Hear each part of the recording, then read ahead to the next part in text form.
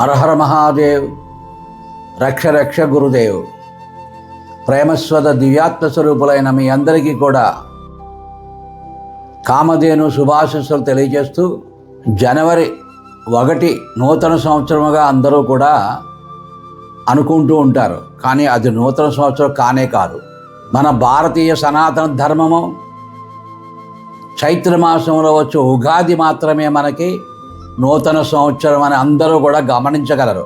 అది సాంప్రదాయం. ఆ రోజు నుంచే మనం ఉగాది పండగ నూతన సంవత్సరంగా పండగ చేసుకోవాలను. పరధర్మాన్ని గౌరవించాలి, అంతే, అనుసరించరాదు. ముఖ్యంగా జనవరి 1వ తారీఖు కల్పతరు దినోత్సవంగా జరిగేటటువంటి సాంప్రదాయం మనకున్నది. ఎందుకు తెలుసునా? సిద్ధ పురుషులు, అవతార పురుషులు, మహాత్ములు అనుగ్రహించిన శుభ సమయం ఒకటి ఉన్నది. అది శ్రీ రామకృష్ణ పరమహంస వారు జనవరి 1వ తారీఖున ఆయన అవసాన కాలంలో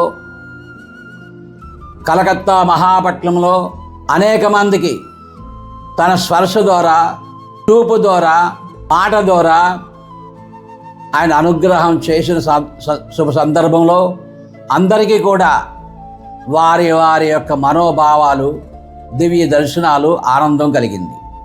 కనుక రామకృష్ణ మఠం వారు కల్పతరు దినోత్సవంగా జరుపుకుంటుంటారు.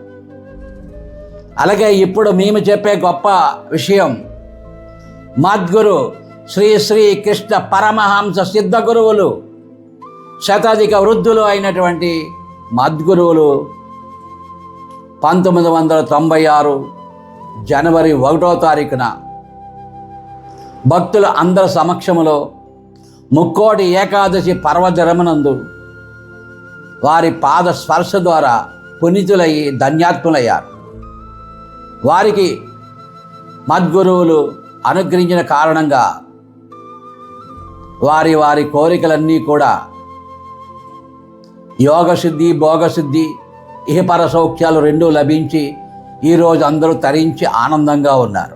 అలాగే భోగము, మోక్షము అనుగ్రహించేదిగా ఆ రోజు నుంచి ఈ రోజు వరకు జనవరి 1వ తారీఖు కామధేను దినోత్సవంగా మన ఆశ్రమనందు మద్గురు పాదపూజ, గురు పూజ జరుగుతుంది. ఇది పర్వదినంగా మనం పాటించవచ్చు. కనుక జనవరి 1వ తారీఖు సిద్ధ పురుషులు, మహాత్ములు, దేవతలందరూ కూడా కామధేనువై, కల్పతరువై, చింతామణిగా అందరినీ కూడా అనుగ్రహించుగాక అని కామధేను శుభాశిస్సులుగా మిమ్మల్ని అందరినీ ఆహ్వానిస్తున్నాము. అందరూ ఇచ్చేసి అమ్మవారిని, అయ్యవారిని, గురువుని దర్శించి తరించెదురుగాక.